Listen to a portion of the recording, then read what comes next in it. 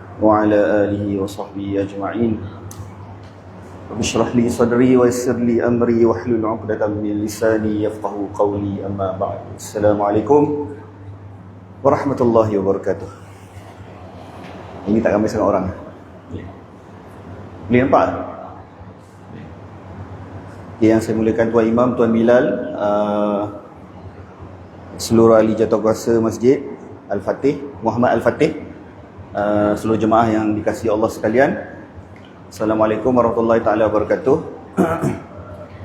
Okey, hari ini kita nak sambung perbincangan tentang kuliah kesihatan. Ini tak ramai sangat orang hari ini. Balik kampung ke? Okay, tak apa.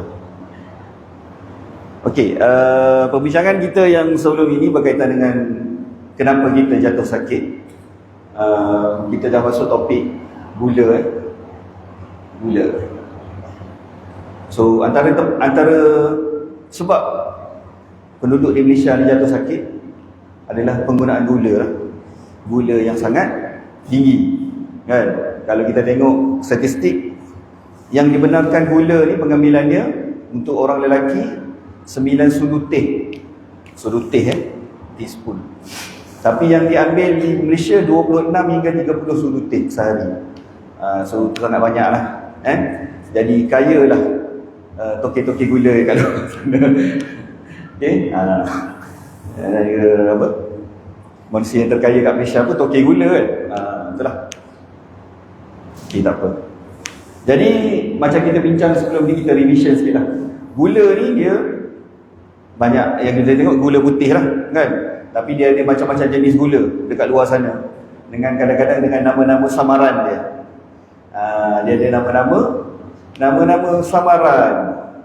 Okey, maksudnya dia tak letak obvious nama gula, tapi dia letak nama-nama lain lah, kan? Macam maltodextrin, kan? Macam apa, sukrosa dan sebagainya.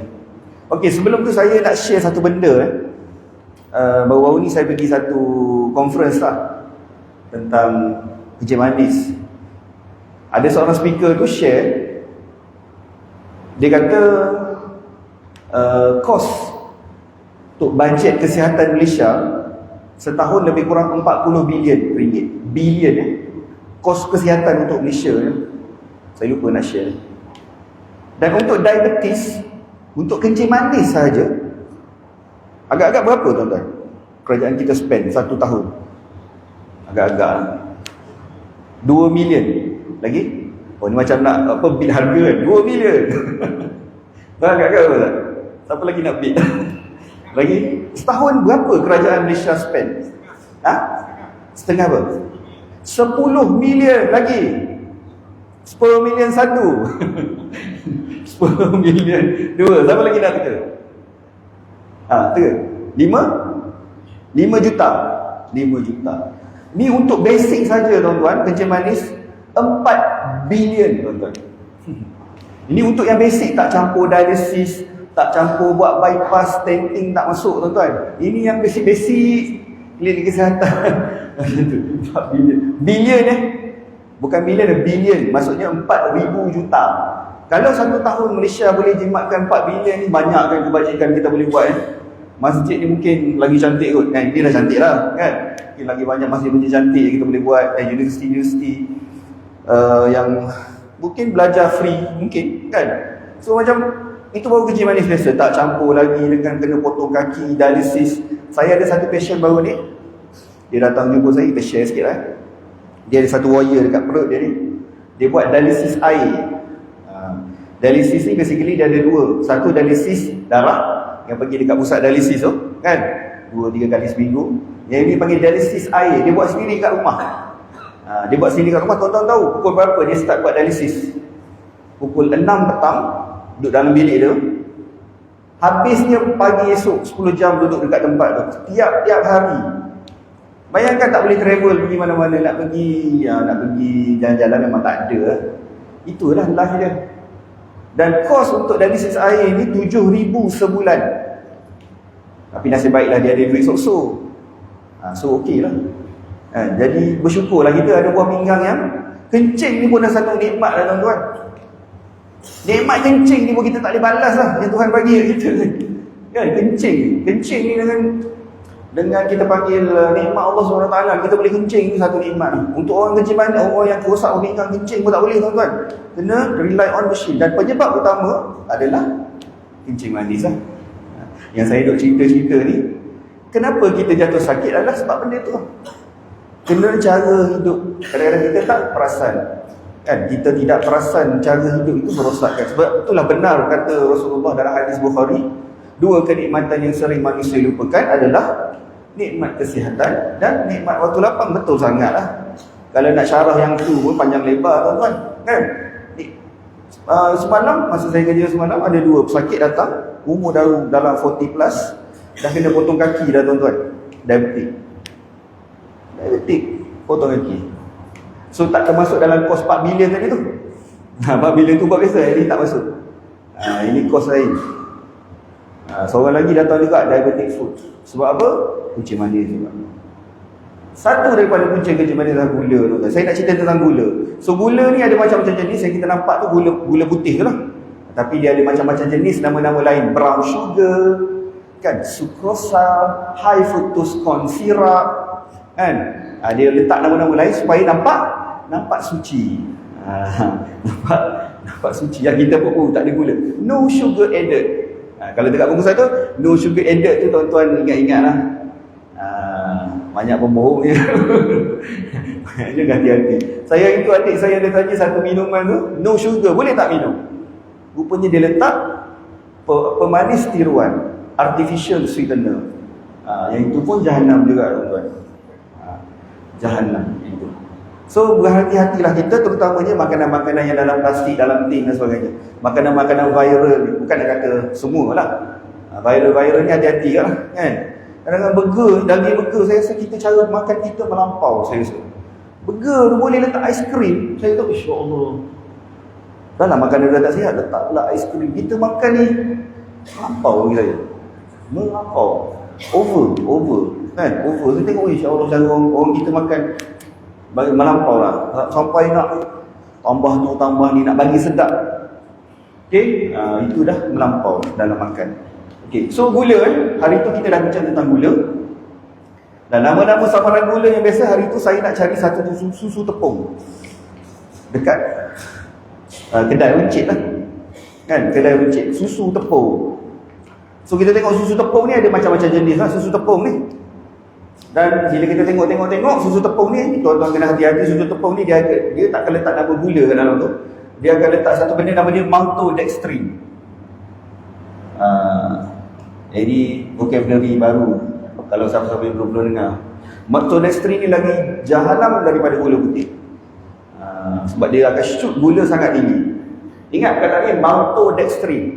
Nak beli susu ke benda, tengok maltodextrin. Kadang-kadang vitamin C pun kadang-kadang dia letak. Kalau tak salah ada satu vitamin C dia letak maltodextrin.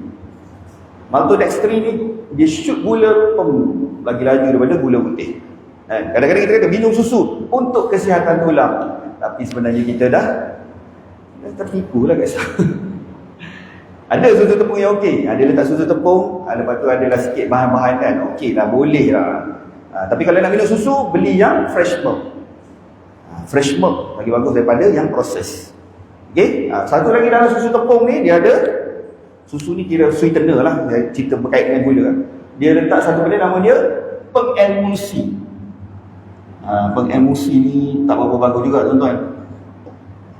Pengemulsi ni maksudnya dia nak suruh lemak tu bercantum dengan air, so jadi sedap lah benda tu. Pengemulsi ni bahaya apa tuan-tuan? Dia menghakis kita punya usus. Usus kan saya pernah cerita dulu, kalau tuan-tuan masih ingat, usus kita ni ada lapis, layer je. Lapisan dia ada lapisan yang macam lendir. Dalam bahasa medikal kita panggil mucin lah. Nama tak penting, ingat. Dia ada lendir kat sini. Benda ni dia akan hakis. Sekali-sekala tak apa. Jangan selalu lah. Dia hakis benda ni, kotoran daripada usus kita masuk dalam salur darah. Bahaya. Jadi hati-hati makanan yang dalam plastik lagi kena baca betul-betul. Okey? Ada das pemadaman saya. Okey, tuan-tuan boleh tanya soalan tuan-tuan Apa dia? Susu emulsion bukan, maksudnya PMUC tu dia letak dalam makanan proses.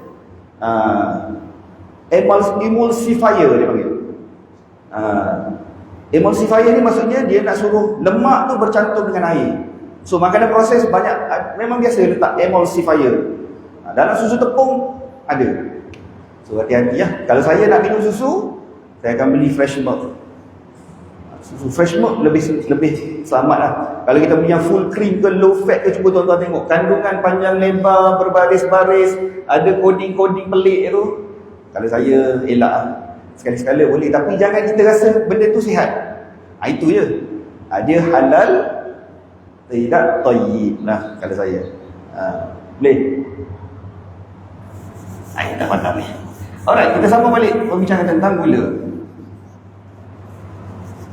Hari ni saya diminta kena berhenti azan isyak. Jadi pendek sikit. Tak apa. Okay, gula ni macam kita cerita pada perkongsian perkongsian pada bulan yang lepas, dia ada satu benda yang berbahaya, budak jahat dalam dia, nama dia fruktosa. Bad boy dalam gula putih adalah fruktosa. Tuan-tuan masih ingat lagi fruktosa? Gula putih, kenapa bahaya gula putih? Fruktosa dalam tu. Fruktosa ni benda budak jahat dalam gula putih. Nombor satu, dia akan pergi ke hati kita, jadi lemak.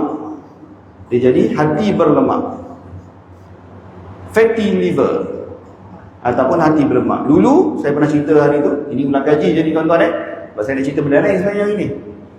Dulu kalau kita tengok, biasa orang kena hati berlemak ni minum alkohol.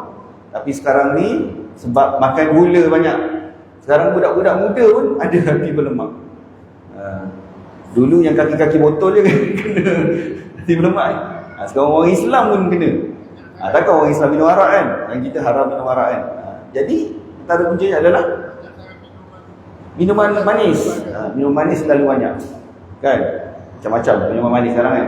So fatty liver memang bahaya tuan-tuan. Macam saya cerita dalam perkongsian yang lepas, dia bila kena fatty liver ni, sebab liver ni adalah kita punya master regulator. Maksudnya dia adalah organ yang penting dalam body kita. Kalau tak ada hati, tak boleh hidup. Secara teori memang tak boleh hidup.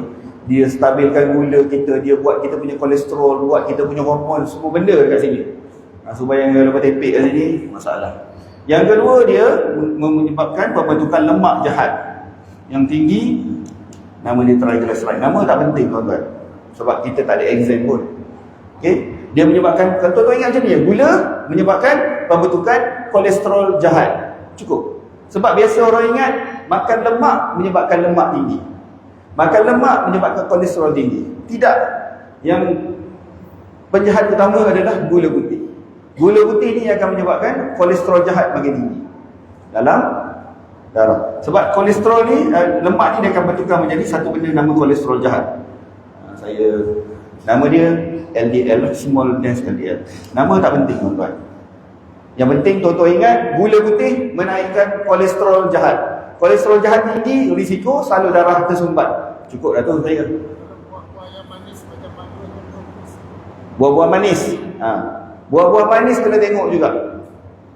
Ada buah, kita nak makan buah, kita kena cari buah yang serat tinggi dan gula rendah. Contoh apple, orange, pear, pisang okey juga lah. Okey. Macam mango tinggi sikit. Macam buah mango, buah mangga tinggi sikit.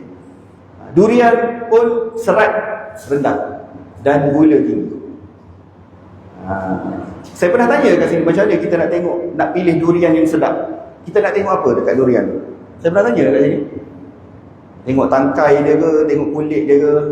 Apa yang kita nak tengok pada buah durian? Kita nak tahu durian itu sedap ke tidak? Nak tengok apa dulu? Kan tak ada orang makan durian kat sini. Tangkai. Tangkai dia. Macam mana nak tengok tangkai dia? Kalau hijau tu bagus. Ada tips lain tak? Letakkan durian. Yang pertama sekali tuan-tuan, kalau nak tengok durian yang sedap, kena tengok beg duit kita dulu tuan-tuan. Kalau beg duit kita tebal, insya-Allah kita boleh beli durian yang sedap. Musang King ataupun Blackthorn, itu samping aja. Durian adalah buah yang sangat tinggi gula. 3 ulas dia lebih kurang 100 gram sama dengan 1 cawan nasi. Dia serat dia rendah. So sebab tu kita kecenderungan makan banyak. Kalau apple tak ada orang boleh makan sekali makan 10 biji, tak ada. Sebab kenyang. Saya makan 2 biji, sebiji pun dah kenyang lah tuan-tuan. So macam buah-buah kena pilih juga. Buah-buah yang gula rendah. Sebab dia sama juga sifat dia, dia mencannakkan gula. So buah ni dalam satu hari berapa banyak kita boleh makan? Lebih kurang dalam 2 hidangan satu hari. 2-3 hidangan. Satu hidangan maksudnya kalau apple 1 biji apple lah. Maksudnya 2 biji apple. Kalau anggur 8 biji satu hidangan. Itu kalau nak strict kepada guideline lah. Okay. So buah kita makan sebab kita nak zat dia dan serat dia. Okay. Buah adalah satu makanan yang sihat, tapi tak boleh berlebihan lah. Kan? Buah-buah syurga pun ada. Makanan syurga pun terdiri daripada buah-buahan, betul tak? Kan? Betul, dalam ayat Quran kan banyak cerita tentang buah, makanan dalam syurga kan. Maksudnya manusia suka makan buah. Okay. So apa lagi bahayanya gula ni? Yang saya cerita pada sesi yang lepas, dia menaikkan uric acid. Uric acid ni biasa kita akan kaitkan dengan gout lah. Kan? Maksudnya orang gout ni kadang-kadang dia dah tak makan dah daging, dah tak makan seafood, tapi dia tak berhenti makan gula. Gula. So gula ni, fruktosa ni dia menaikkan uric acid. Uric acid ni dia penting dalam body kita sebenarnya tuan-tuan, uric acid ni. Uric acid ni penting. Sebab itu Tuhan buat bila kita uric acid dalam darah kita, bila masuk dalam buah pinggang, ditapis dan ada sebahagian dari uric acid tu masuk balik dalam body. Sebab dia penting untuk body, tapi tak boleh berlebihan. So berlebihan bahaya. So nombor 1, naik uric acid dia menyebabkan gout. So makan gula putih boleh menyebabkan risiko gout. Anda akan masuk ke dalam satu mazhab, nama dia mazhab gout. Biasanya mazhab gout dia akan masuk klinik, dia akan jalan macam ni. Biasa dah cakap gout. Biasa gout je. Tapi kesian orang gout, kesian. Memang sakit tuan-tuan gout ni. No joke lah. Di mana tempat kita lihat orang lelaki, masa tu dia akan hilang bagi tak tahan sakit. Dia 2 tempat orang lelaki tak tahan sakit tuan-tuan. Gout dan juga kena batu karang. Sakit tuan-tuan. Saya tak pernah kena tapi saya tengok macam saya sakit. Macam mana? Uric acid. Uric acid. Satu lagi uric acid ni jahat dia. Kalau berlebihan, dia menyebabkan salur darah kita tak boleh nak kembang. Maksudnya tekanan darah akan tinggi. Jadi maksudnya makan gula putih, risiko gout, risiko tekanan darah tinggi. Biasa orang kata kalau makan dengan darah tinggi, biasa makan garam berlebihan. Kan? Garam ni tuan-tuan, kalau kita masak kat rumah, jarang kita letak banyak. Biasa cukup rasa je. Kan? Tak boleh masin sangat kan? So, fruktosa gula ni, maksudnya orang makan gula putih, risiko gout, risiko tekanan darah tinggi. Jadi orang ada darah tinggi kena cut gula. Gula tu penting. Jadi apa lagi? Fruktosa ni saya cerita satu lagi, yang ini payah sikit lah. Dia menyebabkan body kita jadi letih. Sensor body. Sensor ni apa? Dia ada satu dalam benda ni, dalam kita punya sel kita ni. Nama dia pelik sikit, tak payah hafal tuan-tuan. Nama dia mitokondria. Maaflah, dia tak ada bahasa Melayu. So bila kita makan gula, body kita akan rasa tak ada tenaga sebab dia rosakkan benda ni. Biasanya orang biasa makan makanan, benda ni tukar kepada tenaga. Tapi tuan-tuan bayangkanlah, yang alat untuk tukar kepada tenaga ni rosak, disebabkan oleh benda ni. Bila kita makan gula, kita rasa body kita letih je. Bila letih, kenapa? Kita akan makan lagi. Sebab tak kenyang, penat. Makan lagi. So jahatnya dia rosakkan ni. Dia rosakkan enjin menghasilkan tenaga. Jadi maksudnya makan gula, body letih. Mungkinlah rasa bertenaga sekejap. Sebab apa? Gula ni bagus je. Bila kita makan, dia pergi ke otak kita akan rasa sedap. Dia pergi ke satu center dekat kepala otak kita ni, untuk dia macam dadah juga tuan-tuan. Dia macam drugs. So bila kita makan tu kita rasa sedap. Kalau tak dapat gula, rasa nak marah, kan? Mudi. Apa kena teh tarik terima pekat mana? Itu ada tu tanda-tanda ketagihan gula. Cuma tak boleh didakwa di bawah atas dadah. Tak boleh. Tapi dia addiction. So dia bagi rasa sedap sekejap saja, lepas tu kita akan rasa lapar balik. Sebab apa? Sebab dia bagi rosak ni, kita rasa tak ada tenaga. Jadi kita akan rasa makan lagi. Itu masalah dengan fruktosa ya. Apa lagi kejahatan dia? Kejahatan dia banyak lagi lah tuan-tuan. Okey? Apa lagi kejahatan fruktosa ni? Apa dia? Kreatinin. Kreatinin ni kalau rosak buah pinggang. Tu kalau rosak buah pinggang. Jadi satu lagi fruktosa ni dia kencing manis lah tuan-tuan. Kencing manis lah. Dia menyebabkan kerintangan insulin. Kerintangan insulin ni cerita panjang. Saya pernah cerita insulin tapi terlalu teknikal. Kemudahannya adalah fruktosa ni dia menyebabkan kencing manis. So bila dah masuk mazhab kencing manis ni tuan-tuan, macam-macam lah kejahatan dia akan buat tuan-tuan. Macam yang Tuan Haji sebut tadi, rosak buah pinggang, kreatinin naik semua tu lah. Okay? Tapi bukan topik kita hari ni lah. So maksudnya gula putih ni sangat-sangat berbahaya. Sangat-sangat berbahaya lah. Okay. Jadi dah gula putih tak boleh makan, nak makan apa? Kan? Nak makan apa? Banyak benda yang kita boleh makan. Banyak benda yang kita boleh makan tuan-tuan. Selain daripada gula putih ni, saya dah berapa lama dah tak makan gula putih. Tak boleh nak padam ya. Ada siapa-siapa nak tanya soalan sementara saya padam benda ni? Astaga. Okay. Satu lagi, macam mana gula putih menyebabkan salur darah jantung kita tersumbat? Maksudnya makan gula berlebihan boleh menyebabkan risiko serangan jantung. Biasa orang kalau saya tanya dekat klinik, diorang jarang sebut pasal gula. Diorang ingat gula ni kencing manis saja. Tak tuan-tuan. Gula ni risiko serangan jantung. Ada satu saya bagi kuliah baru ni dekat Felda, orang ni diorang jemput saya untuk share tentang ilmu kesihatan kepada bakal-bakal pesara. Felda ya, FGV ya. Felda mana dah Global Holding ke apa. Saya tanya dia orang, kenapa nak persaraan tu nak sihat? Saja saya tanya dia orang, kenapa nak sihat? Satu jawapan yang sangat menarik seorang peserta kita, dia kata, sebab saya tak nak menyusahkan ahli keluarga saya kalau saya sakit. Betul lah tu. Betul lah. Kan? Itu satu perkataan yang menarik lah. Lepas tu yang jawapan lain tu lah, untuk ibadah dan sebagainya. Cuma bagus jawapan dia, maksud dia tak nak menyusahkan orang. Bila kita sakit ni macam-macam lah kan. Nak kena, yelah family member nak kena buat hospital. Saya cakap, kalau you bersara, jangan you menyebabkan bila you bersara ni, you akan ada frequent visit pergi ke klinik-klinik pakar-pakar ni. Pakar jantung lah, buah pinggang sebagainya. Kita nak healthy aging. Boleh solat, kan? Boleh pergi jalan-jalan, kan? Boleh berbuat baik kepada orang lain, kan? Macam-macam benda kita buat kalau kita sihat. Kita boleh memberi manfaat kepada orang lain. Betul? So, gula putih ni satu lagi dia boleh menyebabkan risiko serangan jantung. Macam mana gula putih boleh menyebabkan risiko serangan jantung? Adakah gula yang kita makan tu pergi menyumbatkan salur darah dekat jantung? Sebelum tu saya nak tanya, saya tak tahu saya pernah tanya ke tak kat sini. Berapakah saiz salur darah jantung tuan-tuan? Agak-agak. Saya ni jantung, berapa saiz salur darah jantung? Agak-agak teka je tuan-tuan, ada hal. Berapa? Ni, agak-agak. Teka je. 2 cm. 5 cm. Agak-agak. Teka je. 3 cm. Okey, lagi. 3 cm 1. Agak-agak lagi. 4 mm sahaja. Halus sangat tuan-tuan. Jadi bayangkanlah benda yang halus tu tersumbat sikit tu.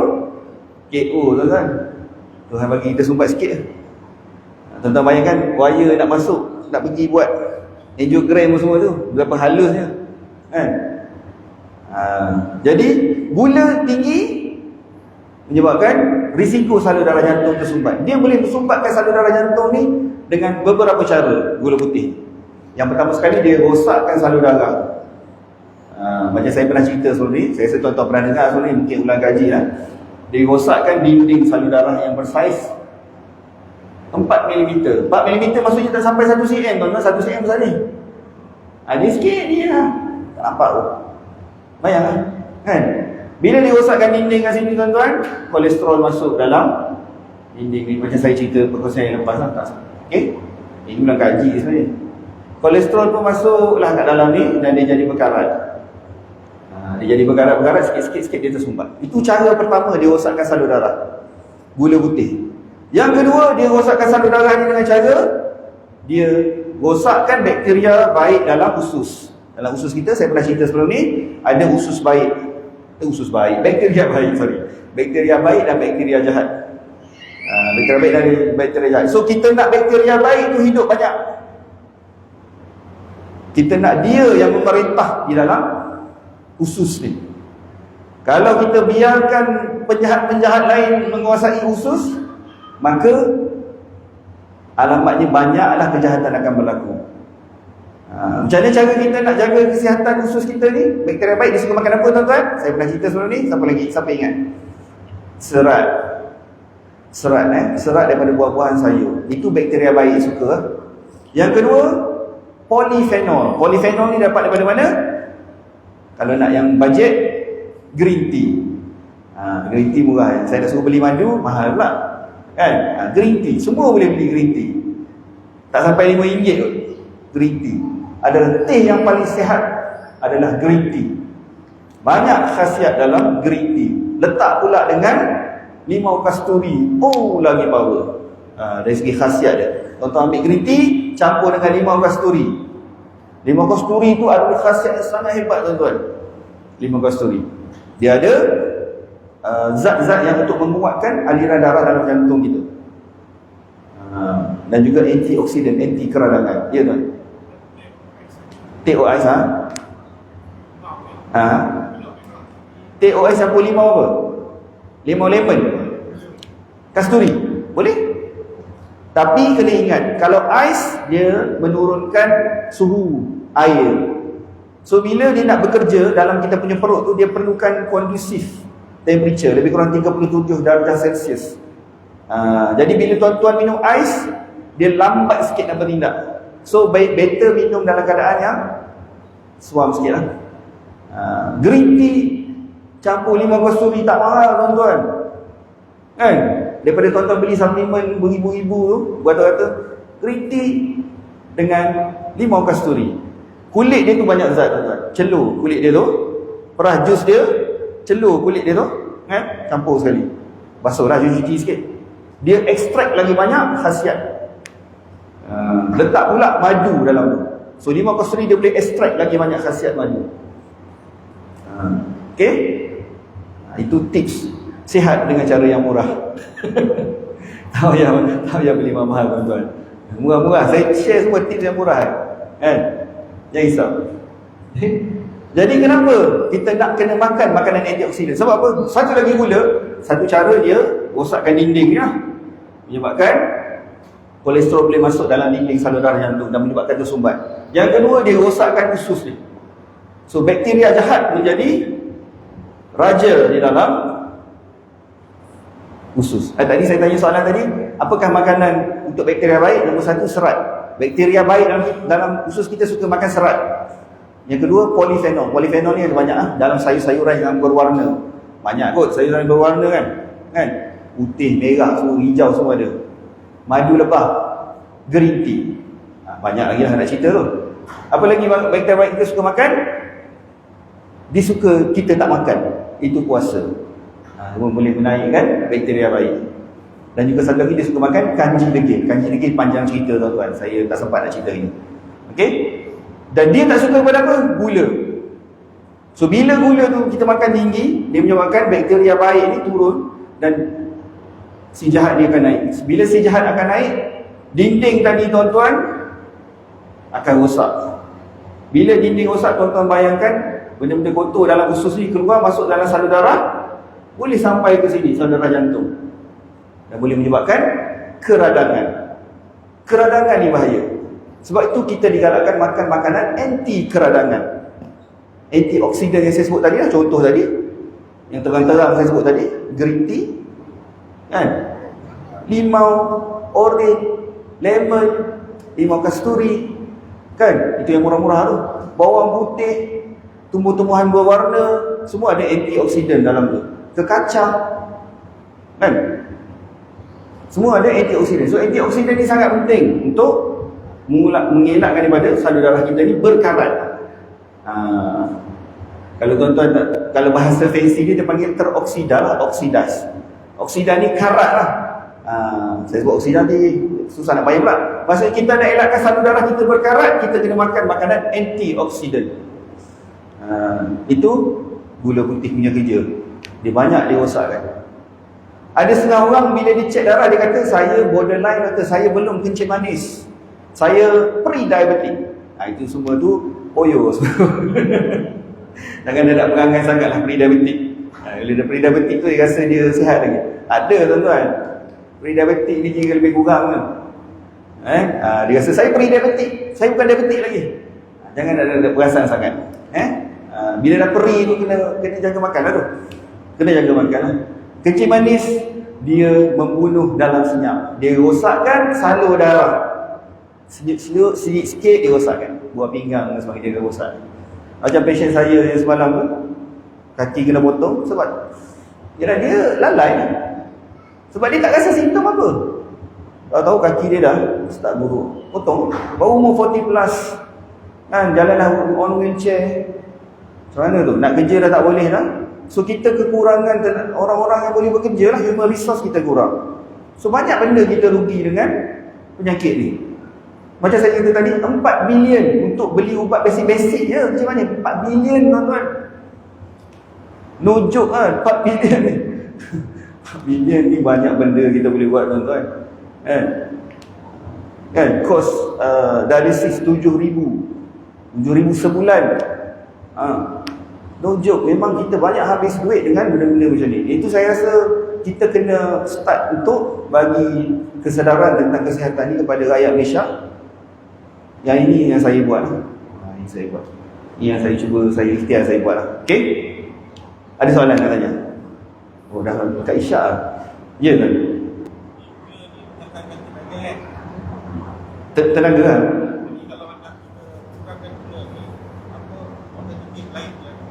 Untuk ganti gula. Okey. Disebabkan kita ada 5 minit lagi, soalan ni sangat bagus, tapi kena perlukan masa yang agak panjang. Okey, pengganti gula ada banyak tuan-tuan, pengganti gula. Bukan saya kata suruh tuan-tuan buang gula putih kat rumah. Kalau nak ambil gula putih boleh, tapi kena tengok dia punya dos dia lah. Bukan kata buang semua, tak ada. Maksudnya kalau rasa tak boleh juga, sebab pengganti gula ni ada mahal juga. Agak mahal juga lah.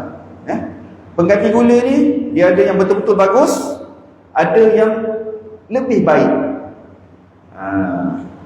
Yang betul-betul bagus, yang lebih baik, contohnya dia lebih baik tapi tak boleh juga ambil dalam dos yang tinggi. Contohnya adalah seperti gula apa tuan-tuan? Gula kampung, gula Melaka, gula enam, kan? Itu dia punya gula dia rendah berbanding dengan gula putih.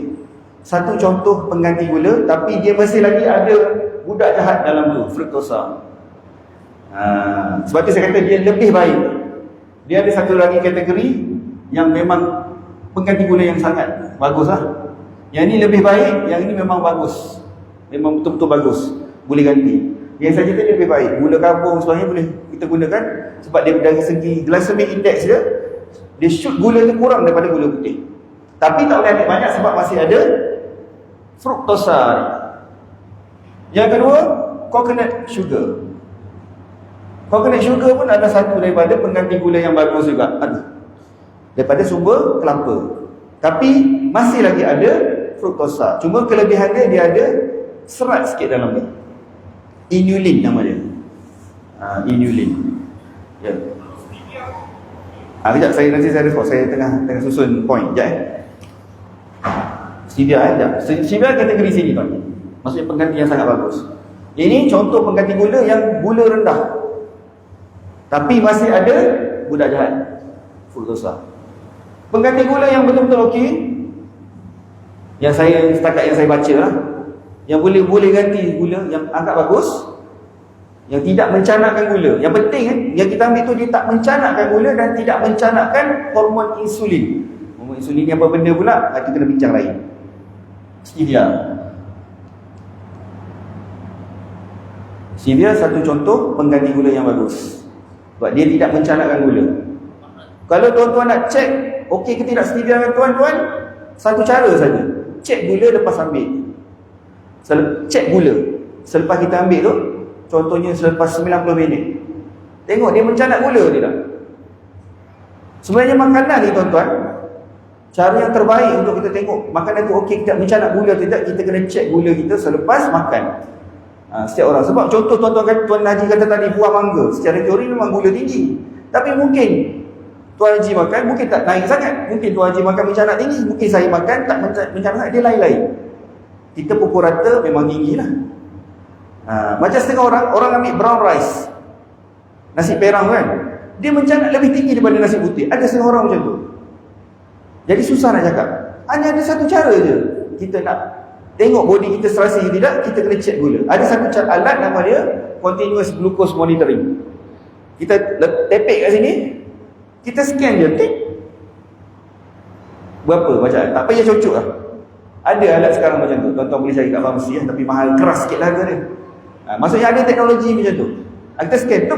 Contoh lepas makan 3 ulas durian, tak payahlah cucuk tangan ni, scan je. Dia akan tengok, kalau makan nasi banyak ni, berapa banyak naik, berapa banyak naik. So kita boleh tengok. Maksudnya kalau nanti mencanak gula kita naik, maksudnya tak bagus lah.